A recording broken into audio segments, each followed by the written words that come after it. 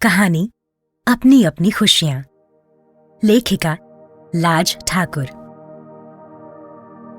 कौन कहता है कि एक म्यान में दो तलवारें नहीं समा सकती? आदमी में समझ होनी चाहिए, रुपेश ने दिल ही दिल में कहा। फिर उसने अर्चना के सुंदर मुखड़े की ओर ताका व उसके बाद उसकी नजरें अपनी पत्नी शिखा के चेहरे पर पड़ी। शिखा अपनी प्लेट में धीरे धीरे उंगलियां चला रही थी। अर्चना से रुपेश की मुलाकात अपने एक मित्र के कार्यालय में हुई थी, जो उसे इंतजार करने को कहकर खुद कहीं चला गया था। 1-1.5 घंटे की बातचीत के बाद अर्चना और रुपेश में इतनी घनिष्ठता हो गई थी कि रुपेश को अर्चना के बगैर रहना कठिन महसूस होने लगा था। कुछ दिनों तक सिनेमा घरों, पार्कों और होटलों में मुलाकातों के बाद रुपेश उसे अपने घर लाने की लालसा को न दबा पाया। शिखा को रुपेश ने जब ये कहा कि वो अर्चना को भी अपने घर में रहने दे, तो शिखा पर मानो बिजली गिर पड़ी थी। वो काफी चीखी चिल्लाई थी, किंतु रुपेश ने उसको समझाया था कि जब हम अपने हर रिश्तेदार, मित्रों और जान पहचान वालों की खुशियों के लिए सब कुछ करने को तैयार रहते हैं, तब ये कितनी अजीब बात है कि पति पत्नी, जिनका रिश्ता संसार में सबसे बड़ा और गहरा होता है, एक दूसरे की खुशियों का ख्याल न रखे। रुपेश ने शिखा से कहा कि अर्चना पर और घर पर उसे पूरा अधिकार होगा। उसको अपनी हर इच्छा को पूरा करने का अधिकार होगा। बस वो अर्चना को उसके साथ इस घर में रहने पर आपत्ति न उठाए। पड़ोसियों को वो यही बताए कि अर्चना उसकी मामी की या चाची की लड़की है और वो यहाँ पर नौकरी करने आई है तथा अब उन लोगों के साथ ही रहेगी। आखिर जब शिखा ने देखा कि रुपेश को समझाने बुझाने का अब कोई फायदा नहीं है, तो 1 हफ्ते की खींचातान के बाद उसने रुपेश की इच्छा के आगे सिर झुका दिया। रुपेश के पांव धरती पर न टिकते थे। वो उसी दिन जाकर अर्चना को अपने घर ले आया। पड़ोसियों से कहा गया कि वो शिखा की बहन है। रिश्तेदारों ने आपत्ति उठाई तो रुपेश ने यह कहकर मुंह बंद कर दिया कि जब मियाँ बीवी राजी तो क्या करेगा काजी। शिखा ने अर्चना का खुले दिल से स्वागत किया। उसके रहने की व्यवस्था रुपेश के कमरे में कर दी गई। अर्चना को नहाने धोने के लिए शिखा स्नान घर में खुद ले गई। अपने हाथों से तौलिया, साबुन, तेल वहां पहुंचाया। बाथरूम स्लीपर खुद अर्चना के पांव के पास रख दिए। रुपेश मानो खुशियों के हिंडोलों में झूल रहा था। नहाने के बाद नाश्ते की मेज पर बड़े आग्रह के साथ शिखा ने अर्चना को खिलाया पिलाया। शिखा से ऐसे बर्ताव की आशा रुपेश को कभी न थी। रुपेश मन ही मन मुस्कुरा रहा था और अपने सुंदर जीवन की कल्पना में डूब तैर रहा था। ऑटो रिक्शा की भड़भड़ाहट से उसकी कल्पना में सहसा विघ्न पड़ा। ऑटो रिक्शा से एक लंबा चौड़ा खूबसूरत युवक उतरा और हेलो शिखा बोलते हुए घर में घुस गया। शिखा एकाएक उसकी तरफ बढ़ी, किंतु फिर थोड़ा रुक गई। उस नौजवान ने आगे बढ़कर शिखा के कंधे पर अपनी बाह रख दी। रुपेश भैया, जरा ऑटो रिक्शा से सामान उतार लेना, उस नवयुवक ने रुपेश की तरफ मुंह फेर कर कहा। कुछ न समझते हुए भी रुपेश ने ऑटो रिक्शा वाले से उस नवयुवक का सामान अंदर रखवाया और उसे पैसे देकर चलता किया। शिखा और वो युवक सोफे पर पास पास बैठे बातों में मग्न थे, जैसे जिंदगी भर की सारी बातें आज ही खत्म करके दम लेंगे। आपकी तारीफ? रुपेश ने शिखा से पूछा। शिखा थोड़ा सा मुस्कुराई और शर्म से सिमट सिकुड़ गई। फिर उसने एक बार उस नवयुवक के सुंदर मुखड़े की ओर ताका। ये संजय है। तुम्हें शायद याद होगा कि एक बार तुम्हारे बहुत जोर देने पर मैंने स्वीकार किया था कि शादी से पहले मैं भी किसी से प्यार करती थी। मेरी अधूरी प्रेम कहानी का हीरो यही है। रुपेश को झटका सा लगा। उसकी आंखें फैल गईं। जब मैंने अर्चना को साथ रखने की बात सुनी और तुमने मेरा पूरा हक और मेरी खुशियां मुझे देने का वचन दे दिया, तब मैंने संजय को अपने साथ रखने का फैसला कर लिया। शिखा ने अपनी आंखों को नचाते हुए कहा, अपने मिलने जुलने वालों से हम यही कहेंगे कि संजय आपके मामा जी, फूफा जी या चाचा जी का बेटा है और ये नौकरी के सिलसिले में यहाँ आया हुआ है और अब हमारे साथ ही रहेगा। अरे शिखा डार्लिंग, पहले तो मुझे यकीन ही नहीं आया, किंतु जब तुमने बताया कि तुम लोग एक दूसरे की खुशियों के लिए झूठे रस्मों रिवाज तोड़ रहे हो, तब मैंने उस महान आदमी के दर्शन करने के लिए यहाँ आने का निश्चय कर ही लिया। संजय बोला, अब तुम इनसे खुद ही पूछ लो। शिखा ने संजय की तरफ देखा और फिर वो अपने पति की तरफ घूम गई। क्यों जी, है ना यही बात? आप मेरी खुशियों के आगे दीवार तो नहीं बनेंगे? प्यार की जिस प्यास से मैं आज तक तड़पती रही हूँ, अब उसे बुझाने में आप मुझे पूरा सहयोग देंगे ना? हाँ हाँ। रूपेश आगे कुछ न कह सका। डार्लिंग, तुम थके हारे आए हो, आओ नहा धो लो ताकि थकावट दूर हो जाए। स्नान घर किधर है? संजय ने पूछा। जाइए जी, इनको स्नान घर बताइए, शिखा ने कहा। और हाँ, ये तौलिया और साबुन वहां रख दीजिएगा। रूपेश ने तौलिया और साबुन हाथ में ले लिया और स्नान घर की ओर मुड़ा। संजय उसके पीछे पीछे चल पड़ा। अरे हाँ, ये बाथरूम स्लीपर भी साथ ले जाइए। शिखा ने संजय का ब्रीफकेस खोलकर उसमें से बाथरूम स्लीपर निकाले। संजय बाथरूम स्लीपर लेने के लिए पलटा। अरे नहीं, आप चलिए, ये लेकर आते हैं। शिखा ने बाथरूम स्लीपर रूपेश की तरफ बढ़ा दिए। रूपेश ने कंधे उचकाए और फिर बाथरूम स्लीपर पकड़कर आगे बढ़ गया। स्नान घर से पानी गिरने की आवाज आ रही थी और संजय मग्न होकर गुनगुना रहा था। ये क्या मजाक है? रूपेश ने शिखा से कमरे में लौटते ही कहा। कैसा मजाक? क्या आपको संजय का यहाँ आना अच्छा नहीं लगा? शिखा ने पूछा। नहीं, ये बात नहीं। मैं पूछता हूँ कि संजय के बाथरूम स्लीपर मुझसे उठवाना क्या तुम्हें शोभा देता है? डार्लिंग, मैं आपकी खुशी के लिए अर्चना बहन की दिल से सेवा कर रही हूँ। आप मेरी खुशी के लिए माथे पर बल ना डालिए। कहीं ऐसा ना हो कि संजय के दिल को चोट पहुँचे, वो बहुत भावुक है, शिखा ने कहा। रूपेश मन ही मन ताव खाए कंधे हिलाकर रह गया। अब ऐसा करिए, दोपहर के खाने के लिए कुछ सब्जी वगैरह लेते आइए। आप डब्बों में बंद सब्जी ले आइए। रूपेश ने अर्चना की तरफ देखा। यदि अर्चना बहन आराम करना चाहती हैं, तो आराम करें, या आपके साथ जाना चाहती हैं, तो बाजार घूम आए।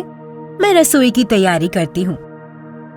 नहीं, अर्चना यहीं रहेगी, रूपेश ने जल्दी से कहा। क्या आप मुझे संजय के साथ अकेले छोड़ते हुए डरते हैं? शिखा ने तीखी नजरों से रूपेश की तरफ देखा। नहीं, मैं ऐसा तंग दिल नहीं हूँ। मैं तो इसलिए कह रहा हूँ कि ये काम में तुम्हारी मदद करेगी, रूपेश ने जल्दी से कहा और फिर थैला उठाकर बाहर निकल गया। रूपेश ताव खाते हुए बाजार की ओर जा रहा था। उसके घर में उसकी पत्नी उससे किसी के जूते उठवाए, ये कहाँ तक ठीक था? शिखा ने यदि अर्चना के लिए तौलिया, साबुन, स्लीपर स्नानघर में पहुंचा दिए तो अपनी खुशी से।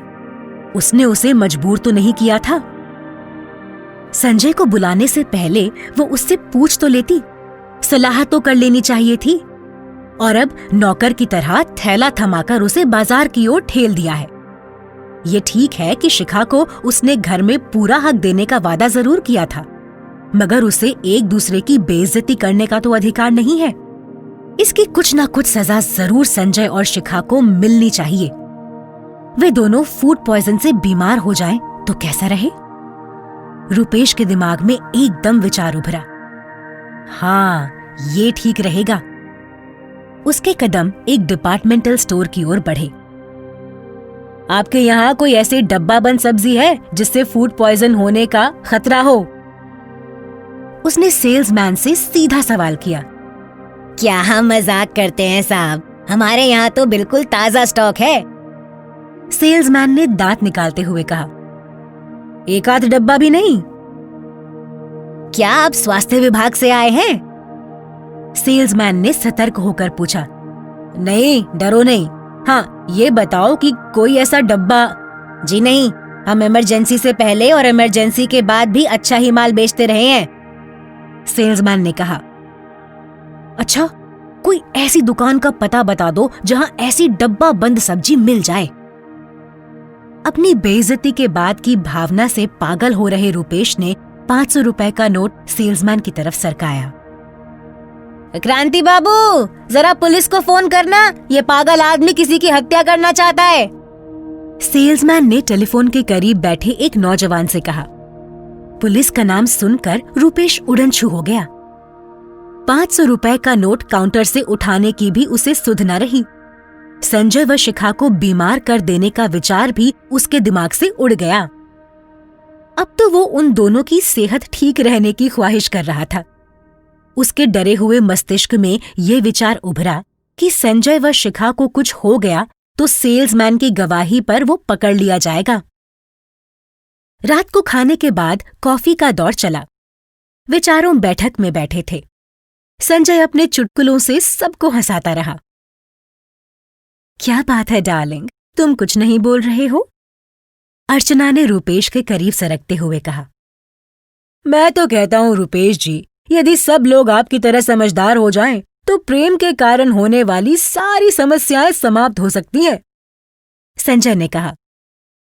और प्रेम में निराश होकर आत्महत्याएं भी कोई न करे, अर्चना बोली। मानव जाति को कितना अच्छा सुझाव दिया है रुपेश जी ने, शिखा ने कहा। मगर पहले तो तुम अड़ियल घोड़े की तरह दुलत्तियां झाड़ रही थी, मरने मारने की धमकियां दे रही थी, रुपेश ने शिखा की तरफ देखकर कहा। तब मैं तुम्हारे दिल की गहराई नाप नहीं पाई थी। अच्छा भाई, तुम दिल की गहराइयां नापो, हम तो नींद की गहराइयों में उतरने चले। संजय उठ खड़ा हुआ। शिखा डार्लिंग, सोने का कमरा किधर है? वो बाएं कोने वाला इनका है और दाएं वाला हमारा। अच्छा भाई, गुड नाइट। स्लीपिंग गाउन सरकाता हुआ संजय दाईं ओर के सोने के कमरे की ओर बढ़ गया।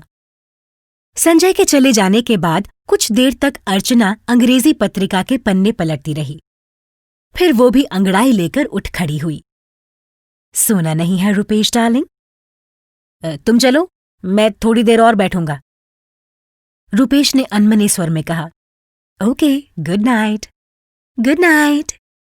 रुपेश ने कुछ नहीं बोला, लेकिन शिखा ने स्वेटर पर सलाई चलाते हुए कहा। फिर बैठक में खामोशी छा गई। घड़ी की टिक टिक और शिखा की सलाइयों की टकराहट इस खामोशी को तोड़ देती। रुपेश अनमना सा कुर्सी पर बैठा रहा। अब सो जाइए, 1 बजने को है, मुझे तो नींद आ रही है, शिखा ऊन के गोलों में सिलाइयां खोंसती हुई बोली। शिखा ने स्वेटर और ऊन के गोलों को कार्निस पर टिकाकर एक अंगड़ाई ली। रुपेश की तरफ देखा और फिर पलट पड़ी दाएं कोने वाले सोने के कमरे की ओर। रुक जाओ शिखा। रुपेश तड़प कर शिखा और कमरे के दरवाजे के बीच बाहें फैलाकर खड़ा हो गया। बेशर्मी की भी हद होती है। बेशर्मी? कैसी बेशर्मी? रुपेश डार्लिंग, तुमने मुझे जो हक दिया है मैं उसी का इस्तेमाल कर रही हूं। हट जाओ, मेरी वर्षों से मुरझाई हुई खुशियों के बीच दीवार न बनो। मुझे खुशियों का रास्ता दिखाकर राह में कांटे न बिछाओ। अपने पति के सामने ऐसा कदम उठाते तुझे डर नहीं लगता? शर्म नहीं आती? डर?